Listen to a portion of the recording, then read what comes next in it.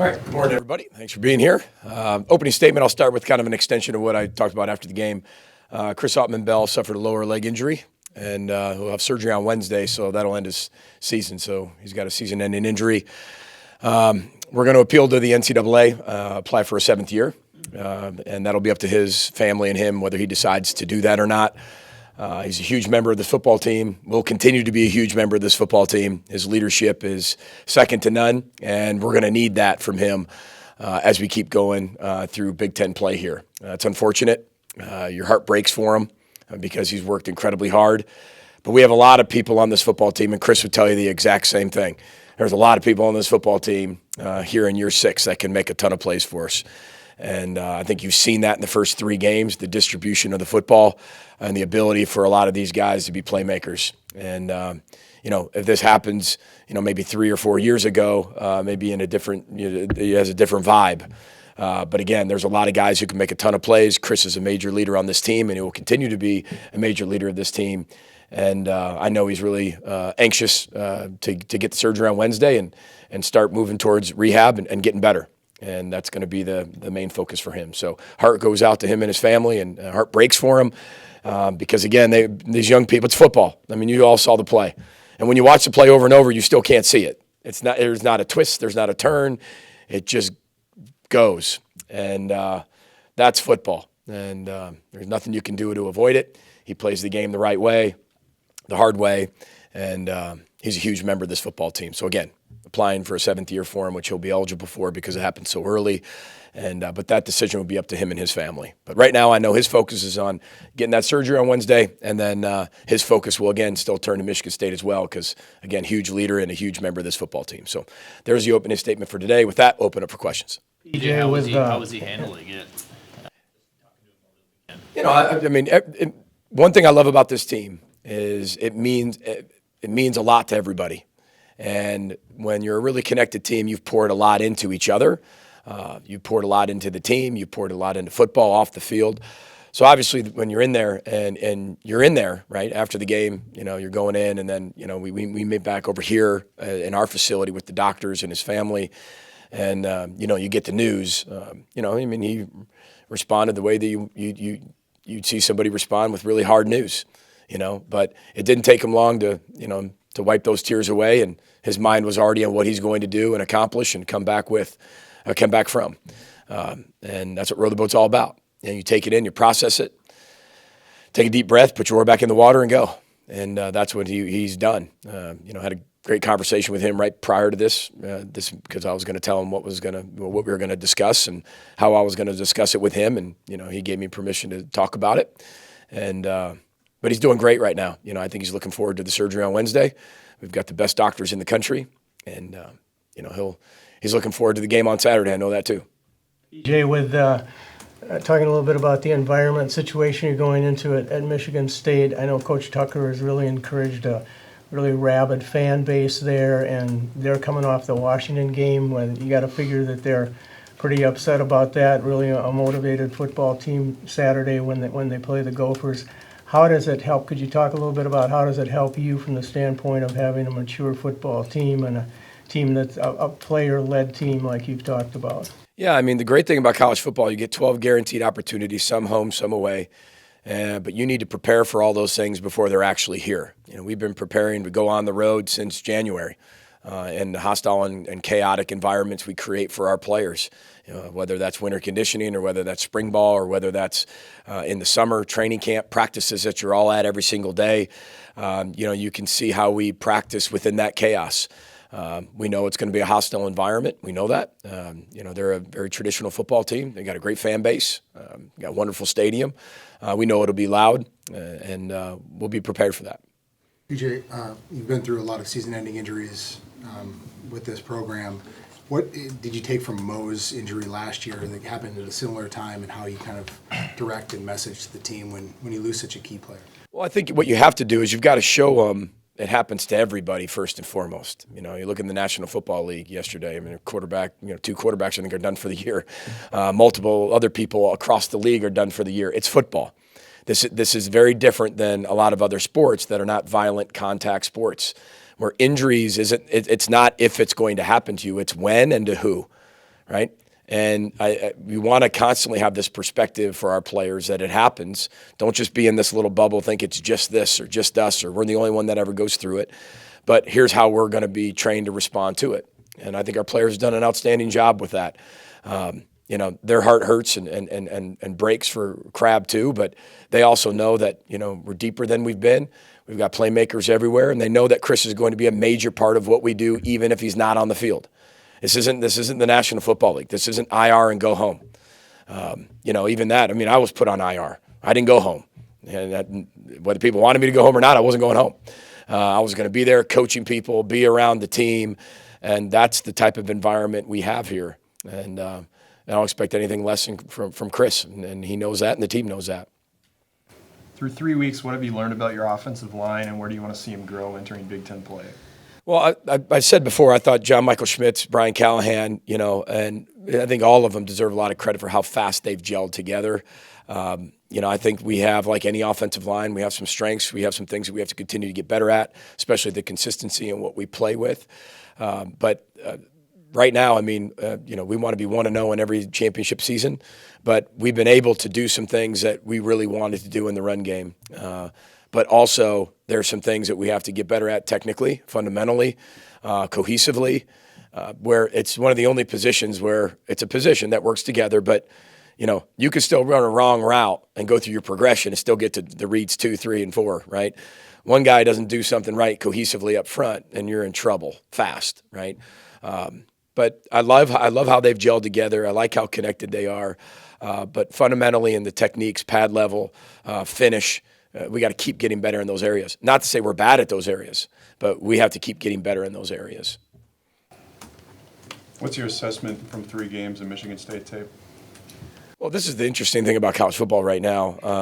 And this is a top 10 team last week, top 11 team, whatever it was, right? And then this week, they're in the poll and then they're out in the poll, right? In one poll, not in the other poll. It's still early in college football, but they are a Mel Tucker coached Michigan State tough football team. And you can see it. The DNA's across every player that they have. They've got skill positions. They've got 4 or 5 skill players, and probably way more than that. They got a guy who plays basketball for them, making plays on the offensive side of the ball.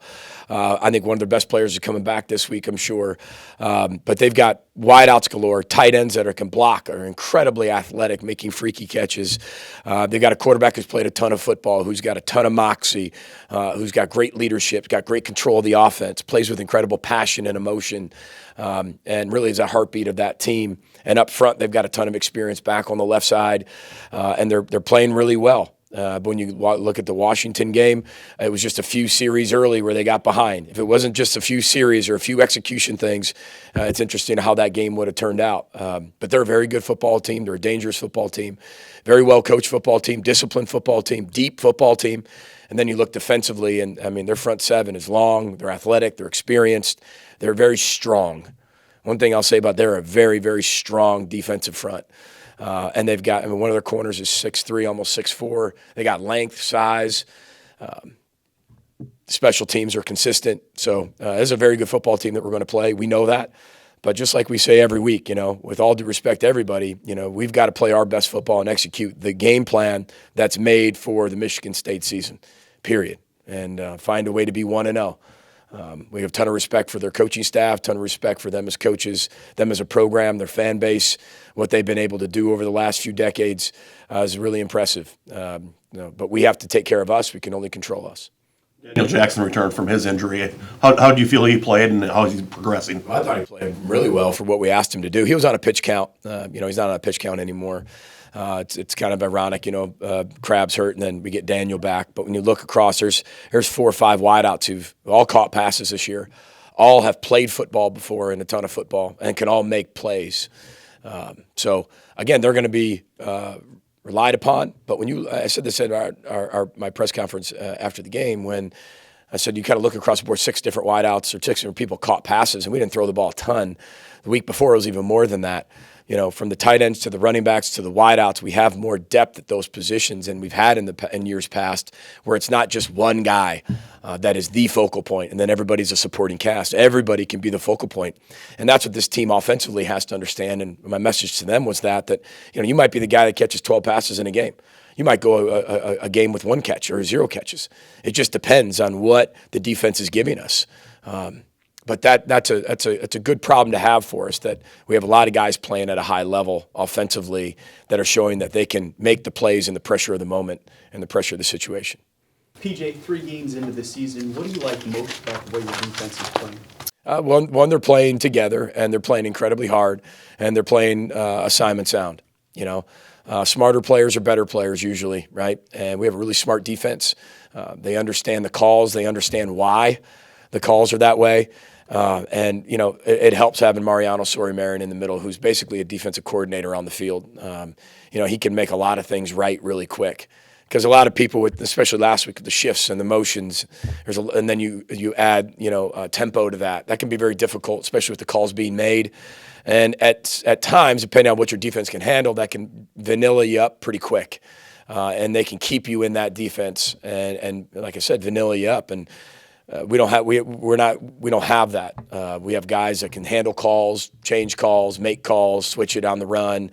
And we know everybody's going to be where they need to be. Now, do we need to play better? Absolutely. Like if you were in that meeting yesterday, in our leather vest meeting, I'm probably sure you wouldn't think we played very well.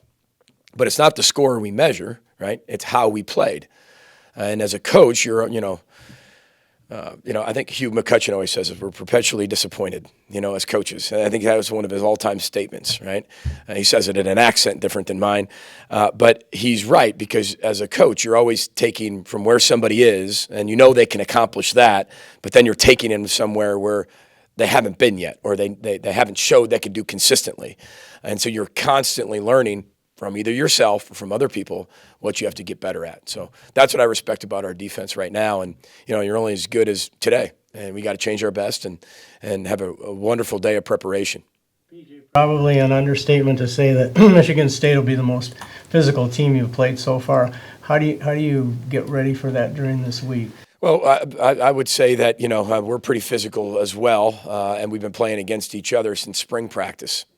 And I told you before, as we went into this, knowing what kind of schedule we'd hit towards Big Ten play, if you go back to other press conferences I've had, I said this is the most physical spring ball we had, the most physical training camp we've had, knowing that we were going to prepare for this. If you're preparing for this in Michigan State now, it's going to be a long day. You better be preparing for those types of teams back in spring ball, in training camp. And, we did more good on good in training camp and spring ball than we ever have in our 6 years, knowing what kind of slate we were going to have this year, especially once we get into Big Ten play. What have you seen from Brevin to become a complete tight end? Well, he's becoming a complete tight end. We showed him a clip of Jerry Rice last week talking about how the announcer said to him, when did you know you mastered the wide receiver position, the interviewers? And he goes, I never mastered the wide receiver position. Who said that? He goes, I still haven't mastered the wide receiver position. There was always something I could get better at based on coaches pointing out what I could do. And he said he always respected that. He always respected the coaches that showed him what he wasn't. He knew he was good, and they knew he was good. But what wasn't I good at that particular week? Have the nerve to tell me that. Have the confidence to tell me that. Even though I'm Jerry Rice, tell me that so I can get better, so I can be a better version of Jerry Rice. We showed our team that in our leadership council last week, and when they all kind of take it personal, like, what can you be better at? What can you take from this actual clip? And Brevin's a great example of that. Brevin's playing at a high level, but Brevin also has to finish a catch that turns into an interception, right? Brevin's got to be able to finish some blocks that he knows he can finish. His pad level's got to get lower. His first step can get better. His hand placement can be better. But he's playing at a high level. He's got to know that too. Part of coaching, sandwich coaching, give them something to get your attention, which is positive, right? Saying something positive to somebody is better than saying something negative to somebody. It's going to get their attention a little bit more than just ignoring it. Give them the meat of what you actually want to teach them in the middle, and then give them a little encouragement on the way out.